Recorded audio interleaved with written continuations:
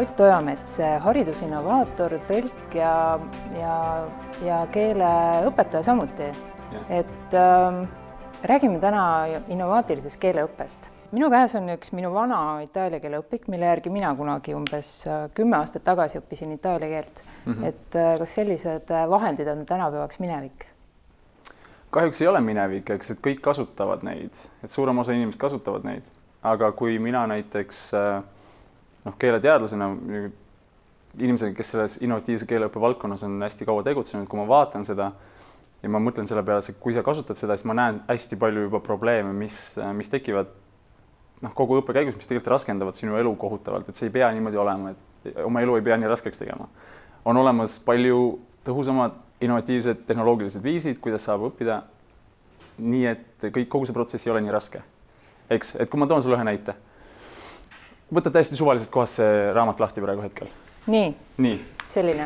Nüüd, kui me analüüsiksime seda päriselt, esimene asi, kõige tähtsam asi, kui me analüüsiksime seda, me vaataksime, mis sõnad siin päriselt on nendel 2 lehel ja siis analüüsiksime, mis sõnad need päriselt on kasulikud nendest sõnadest, mida sa saaksid kasutada oma elus niimoodi, et sa käid, ma ei tea, Itaalias, oma elu elad nii, nagu see sinu elu on. Siis tegelikult, mida me näeksime, on see, et suur osa nendest sõnadest siin tegelikult ei ole tähtsad sulle. Et siin on liiga palju informatsiooni, liiga palju seda, mida mul tegelikult vaja ei lähe. Ja sul ei lähe seda vaja, seepärast, et me kasutame ainult teatud osa keelest tegelikult igapäevaselt oma elus. Ja see ei ole nii, et ma lähen ainult käin poes või ütlen sõbrale tere tänaval kellelegi, vaid see on kõik olukorrad, tegelikult keel, mida me kasutame, on palju väiksem, seda on võimalik lihtsustada. Ehk siis seesama paks raamat, mis psühholoogiliselt mõjub juba natukene hirmutavalt igaühele, kes seda vaatab, tegelikult sisaldab esimese hoona infot, mida sa tegelikult ei vaja. Kui sa seda õppima hakkad, võtab see palju aega, võib-olla on sulle frustreeriv. No vanasti käiski õppimine ju nii, et oli sõnaraamat, oli vihik, kuhu sa kirjutasid kõik uued sõnad üles, siis oli see sama õpik ja käis üks päheõppimine. Et kuhu poole nüüd tänapäeval keeleõpe liigub, et millised on need uued meetodid? Seesama Speakly keeleprogramm, mida mina juhin ja mille üks loojatest mina olen, põhimõtteliselt ma toon sulle ühe näite, et sa ütlesid tuupima, eks, et võtan, ma ei tea, prindin välja 10 sõna ja hakkan neid õppima lihtsalt, eks. Siis jällegi, see on nii ebateadlik tegevus, sest et mina inimesena väga efektiivne ei ole selles osas, näiteks millal mingit sõnu korrata, kuidas neid õppida ja nii edasi. Seda saaks kõik automatiseerida arvutiga, täpselt nagu Speakly programm teeb.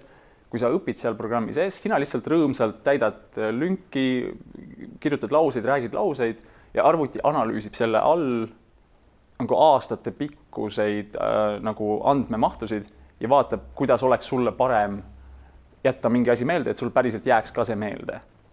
Et miks inimene peaks neid otsuseid ise tegema? Ei peaks. Selle võiks automatiseerida ära. Täpselt samamoodi toimub näiteks klassiruumis. Siin meie ümber praegu, kool algas taas, igas klassiruumi ees on üks õpetaja. Seal on 20 last näiteks. Nüüd need 20 last on igaüks erineva mäluga, erineva kiirusega, kõigega põhimõtteliselt, mis on erinev. Aga see õpetaja ei suuda seda kontrollida. Ja mis sellest juhtub, on täielik raiskamine.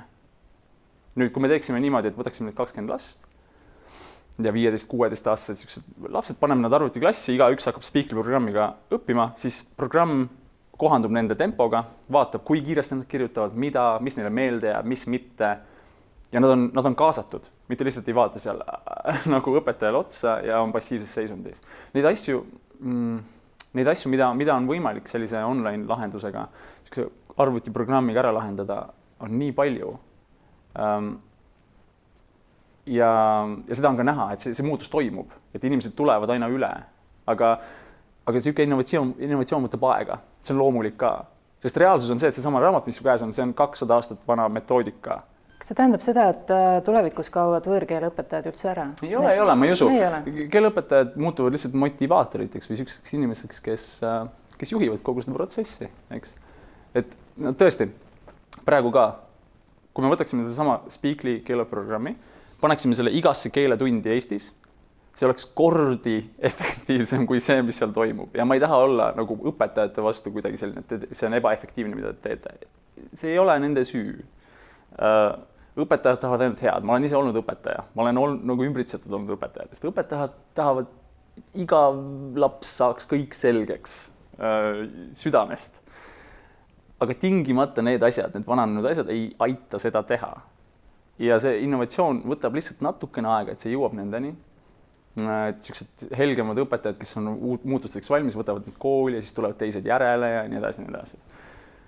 Ja siis arvuti on see, mis kaasab inimest ja õpetaja on see, kes organiseerib ja motiveerib ja teeb selliseid asju. See on selline loogiline järgnevus, ma arvan. Mitut keelt sa ise räägid? Ma räägin hästi 6 keeles, aga ma loen veel mitmes. Ja kuidas sina vanasti keeli õppisid? Samuti selliste vanade meetodite järgi või millised on su mälestused keeleõppest?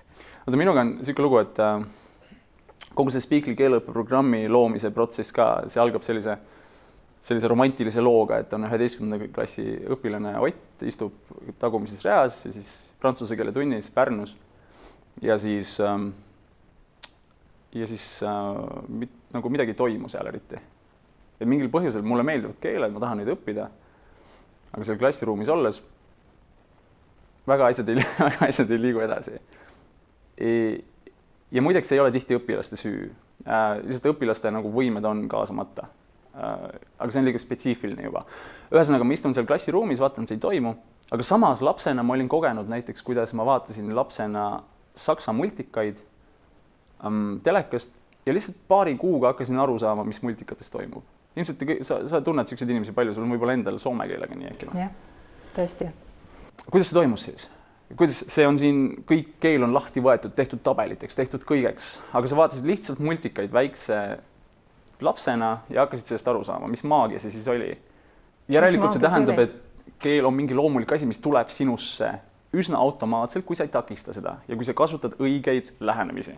Eks see on mingi nii naturaalne asi. Kuidas on kõige naturaalsem asi pandud sellisesse vormi? See on nagu põhiline küsimus, eks? Aga me oleme kõik seda kogenud. Mina olin ka kogenud seda saksa keelega ja ma läksin sinna tundi, prantsuse keele tundi ja minust tekkis lihtsalt nagu fundamentaalne vastuolu nende kahe asja vahel. Kuidas see ei ole loogiline? See ei saa olla loogiline, et see on nii raske.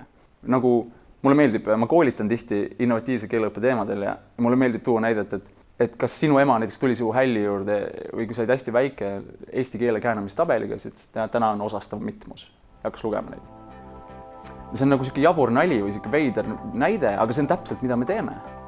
See on täpselt see, mida me teeme. Miks me siis teeme nii, kui see kõlab jaburalt?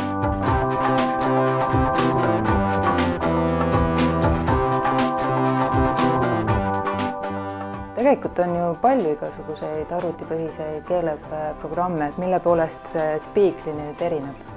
Paljud inimesed on kasutanud näiteks võib-olla sellist programmi nagu Duolingo, mis on rahvusvaheliselt hästi suureks.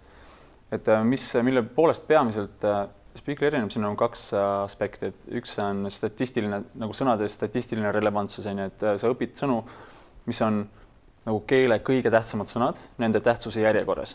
Ehk siis tänu sellele nagu sa liigud keeles kiiremini edasi. Ja siis teine aspekt on, see on hästi aktiivne, et nagu põhiline probleem õppes või keele õppides on see, et kõik on et nagu hästi passiivne on, et sa lihtsalt täidad mingid lünki või siis lihtsalt oled nagu, et sa ei saa aktiivselt olla keele kasutamise osa. Et mida Speakly teeb on, ta laseb sul kohe esimesel hetkel nii pea kui võimalik hakata kokku panema terveid lauseid, rääkida terveid lauseid ja siis elama läbi reaalselt olukordi. Et sa saaksid võimalikult kätte selline elulise tunde. Ja selleks on siin erinevad elemendid, mida siis programm automaatselt sulle pakub vastavalt sellele, mis sul meelde ei ole jäänud, mida sa rohkem kordama pead ja nii edasi. Ja põhimõtteliselt siin on praegu hetkel lahti üks testkonto. See on hispaania keeles ja nagu sa näed, tulemused lehel on põhimõtteliselt näitab, et ma oskan 1100 sõna, mis on 73% mis tahes olukorrast, kuhu ma võin sattuda. Nii, kui ma lähen nüüd õppealale, siis see on põhimõtteliselt esimene selline osa, kus ma õpingi sõnu, mis on statistiliselt kõige tähtsamad, eks. Ja siis ma saan põhimõtteliselt, ma pean vaatama, mida ma kirjutan, ma ei tea, kuidas see on, kirjutan midagi, siis vajutan järgmine. Programm näitab mulle, kui ma ei tea mõnda sõna, kuidas seda kirjutada, siis ma kirjutan seda näiteks, ma ei tea, valesti, siis ta näitab, mis on õige, mis on vale. Kui ma ei saa millestki aru, siis ma klikin selle peale, vaatan, mis on sõnad, mida ma ei tea ja liigun niimoodi edasi. Ja kõige paremas on see, et ta lihtsalt saab aru, millal mul jääb mingi asi meelde ja millal ei jää. Keeltes on ju kõige raskem ikka tegusõnad tavaliselt, et kas siis pööramised või käänamised vastavalt keelele, et kuidas ma Speakly abil nüüd kõik need ajad ja pöörded ja käänded selgeks saan, et kas selles osas on ka kuidagi mingid erilised tehnoloogiad siin või?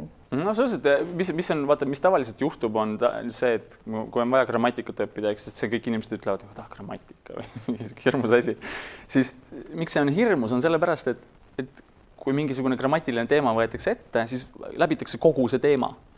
Et see on nagu, et peame vaatama ühte ebareegli pärast tegusõna, vaataks äkki neid kõiki korraga. Ja siis tundub, et ma nüüd vaatan neid tegusõna, aga ma päriselt ei räägigi selles keeles, et miks see nii on.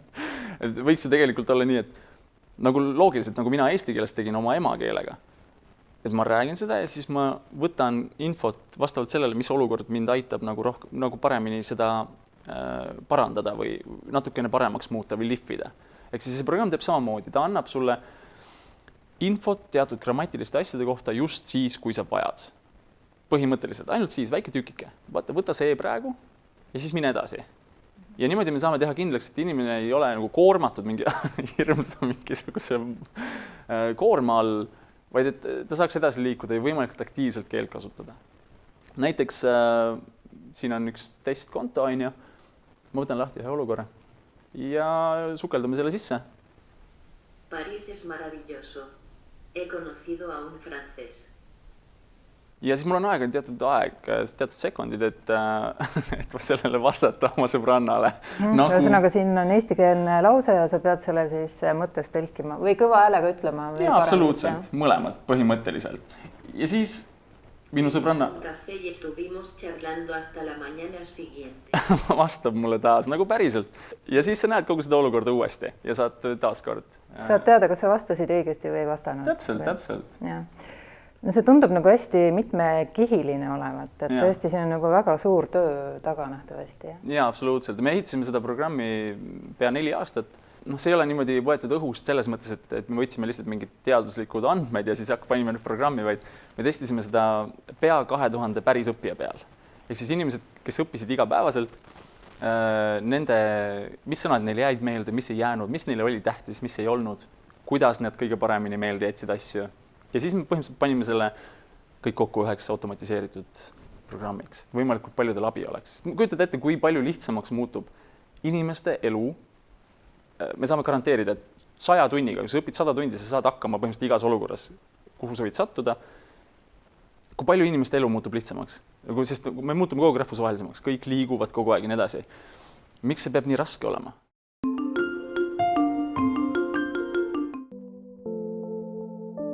Nüüd ma proovin ise ka siin Speaklys oma prantsuse keelt natukene värskendada ja ma pean ütlema, et tegemist on tõesti väga mugava ja lihtsa programmiga ja mis peamine, et siin ei teki frustratsiooni, kui mõni asi meelde ei tule või välja ei tule. Tänase saate salvestuse eest täname raamatupoodi Puent ja näeme nädala pärast. Kohtumiseni!